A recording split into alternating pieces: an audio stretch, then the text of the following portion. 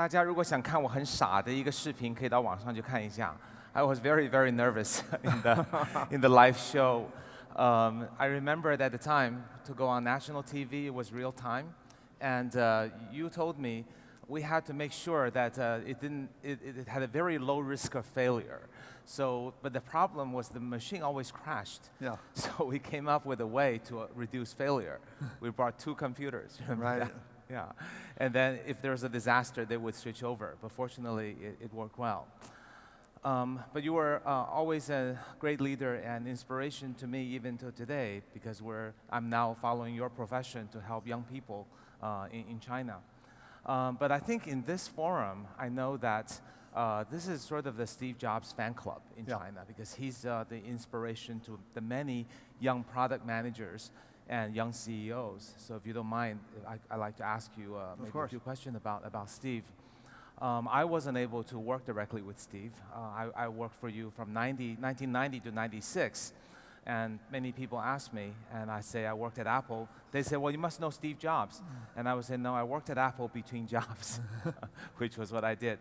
But Steve, when he left Apple, there was a conflict between you and him, and the board decided that he would not get what he wants, so he ultimately left. I always wonder whether it would have been better for him to have stayed or not. You have told some people that things might have worked out and that you regret the way the things turned out. But I always wonder, Steve was quite immature, maybe somewhat incorrigible at the time. And I always wonder if, had he stayed at Apple, could he and you, or maybe just him, taken Apple to the greatness and become the visionary that he ultimately was? Or did he really have to get fired, learn his tough life lessons in order to hit bottom and grow from failure? What were your thoughts about that? Well, Kai-Fu, I came from corporate America, and we knew nothing about the concept of founders. There were no founders in corporate America. These companies had been founded sometimes 50, 100 years earlier. So I had little perspective of how important a founder was. And I believe that founders need to be given more latitude, even make mistakes. I believe that the Apple board, because they were all from Silicon Valley, I think they could have done a better job of not demoting Steve, but figuring out, how could John and Steve work together? Because what people don't realize, we weren't just business associates. We were best friends. We spent all of our time together. We shared everything about our ideas and secrets of life. And so it was a wrenching emotional experience when Steve and I broke up. It wasn't just like 2 business people breaking up. And I think in hindsight, there could have been a solution, because I didn't want his job. I wasn't trying to be the visionary of Apple. He founded Apple, and I think there could have been a solution. The reality was that there's some things that nobody can control. And the reality was that technology was just not powerful enough, Moore's law, to be able to do the things back in 1985 that Steve had visions to do. So when he left Apple, he went and started a new company called Next. And while he argued with me about the price being too high for the Macintosh Office, when he introduced Next, he made the price even higher. And Next failed. And while it failed, in the beginning, the technology that he chose actually was a very good choice. And one of Steve's greatest talents was his ability to recruit talent. And he recruited great talent at Apple. He recruited great talent at Next. Years later, as Moore's law became possible for computers to actually do powerful things, Steve had been correct in the technology he chose at Next. And when he came back to Apple, he came back and brought the Next operating system with him. And by that time, Moore's law computers were powerful enough And of course, we saw what Steve was able to do with that. So he was always a genius. He was a founder with imperfections. We all have imperfections. He was a young person making mistakes, but he was like no one else on the planet. Yeah, he had vision, he had passion, he had charisma, and fortunately for the world and for Apple, eventually, Steve did come back, and of course we know all the things that he accomplished in his life. Do you think a great visionary like him, or who's had just too much early on success and maybe he needs to have a little bit of failure in order to learn humility, or what do you think he learned from so. that? I think humility is painful. Steve said that this was the most painful moment in his life when he was pushed out of Apple. And he went through some dark years after that. Next didn't succeed. He started with Pixar. He bought from George Lucas for $12 million. In the beginning, it didn't succeed. Steve was running out of money. And it wasn't clear what his future was going to be. And yet, his vision was always strong. It was always right. And he turned out, in the end, to be correct with Pixar and changed the world of entertainment. And he was obviously correct in what he did at Apple. But the Steve Jobs, who you all remember, was a much older man. He was wise. He became the most famous and successful CEO in the world. He had matured. And on many occasions, Steve said that the best lessons he ever had were the lessons in those dark years where he had to mature as an individual. And he came back, obviously, you know, a very, very different person when he returned at Apple 15 years later. Yeah, I think Steve is a role model to probably the great majority of people here.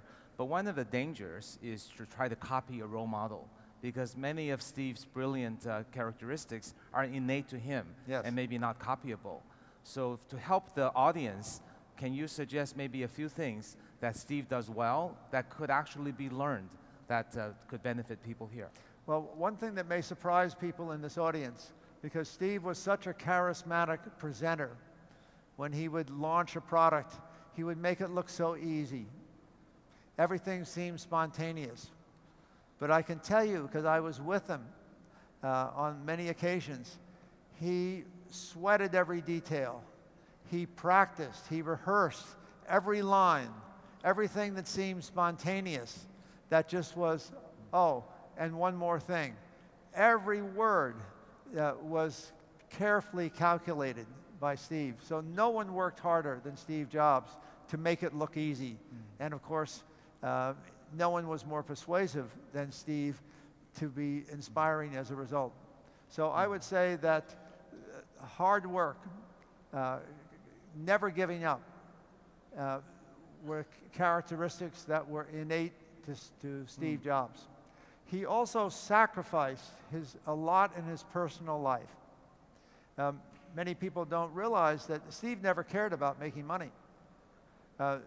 When Steve and I were very close friends, I would go to his house.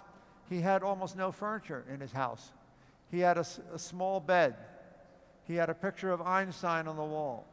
He had another picture on the wall of Mahatma Gandhi. He had one Tiffany lamp. That was it.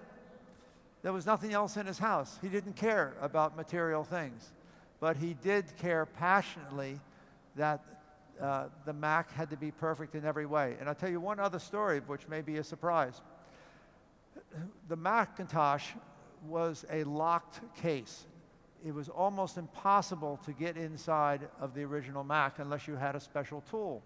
And the reason for that is that Steve didn't want anybody modifying the Mac. He said he wanted to be in control of the user experience, the technology. He didn't want people putting boards inside the Mac.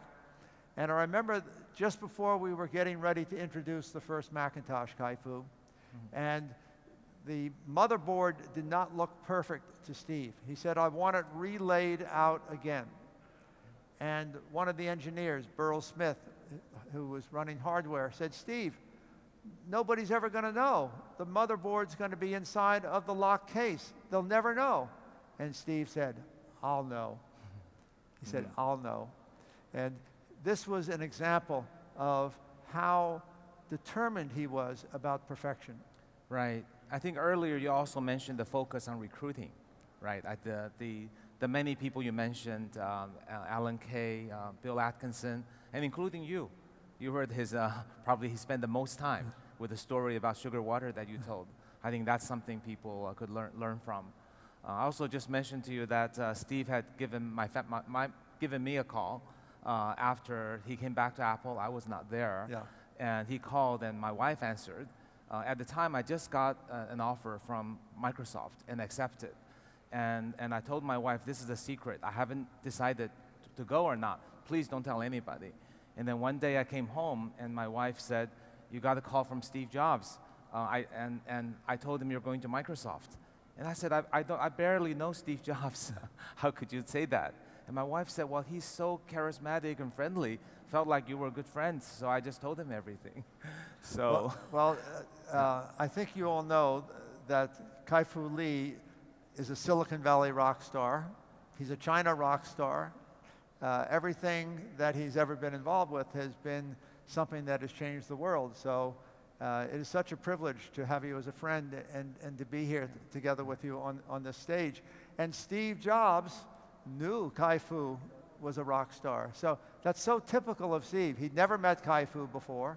It was many years after you had left Apple, I had left Apple, and Steve Jobs sought Kai-Fu out, as he usually did, and he would make those calls personally to recruit brilliant people like Kai-Fu Lee.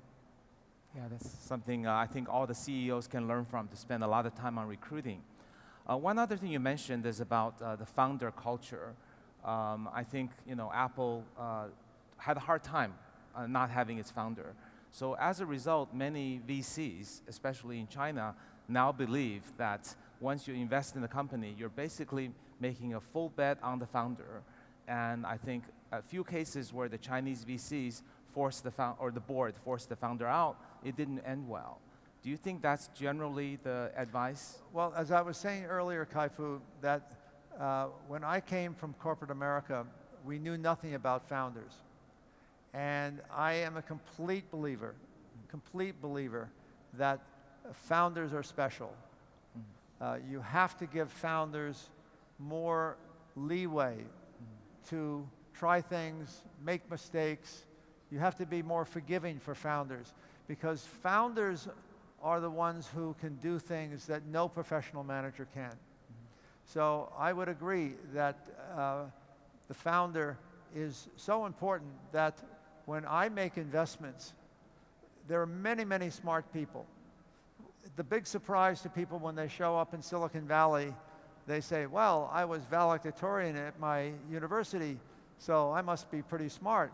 Well, guess what? Everybody was a valedictorian at their university in Silicon Valley. So being smart is not enough. There are far more smart people in Silicon Valley than there are successful companies. And so I'm a big believer that founders are fundamental to the success of a company. And so it means you've got to recruit carefully. When I invest, I'm less interested in investing in a great idea. I'm much more interested in investing in someone who can be a founder and who can have a vision and can inspire other people, talented people, to join them and be part of their team. So I agree, the founder is incredibly important and unique. Right. Okay, so a final question for you, maybe a little sentimental one, is I know that you and Steve had some hard times and really didn't have a chance to reconnect and speak your mind with him. If there was a time machine that could take us back 5 years and that you could look him in the eye and see him again, what would you say to him? The longer I live, the more I look back with a great deal of admiration and a great deal of privilege to have been such a close personal friend and to have worked with Steve Jobs. And if I could say something to say goodbye to him, and I didn't, we didn't talk again, I would have said, Steve, you told me you were going to change the world, and you did.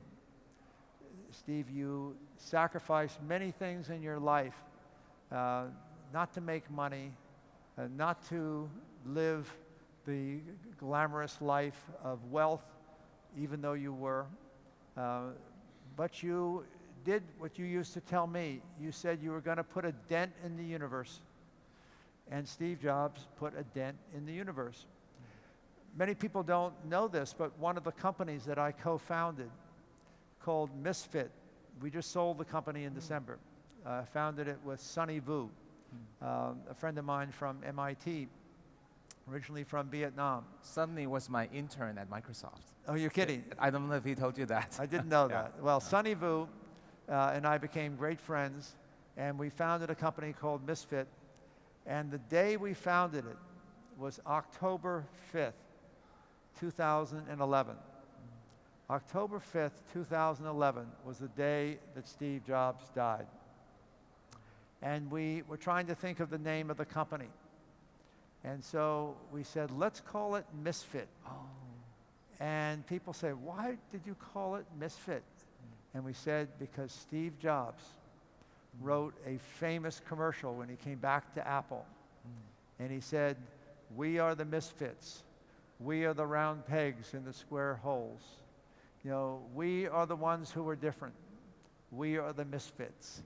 So we named the company we founded on the day that Steve Jobs, after Steve Jobs.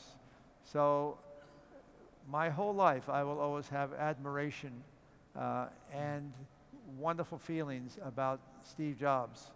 Even though we, as best friends, had a falling out, I will never forget the things that he accomplished and the chance that I had the privilege to be able to be his friend and to work with him.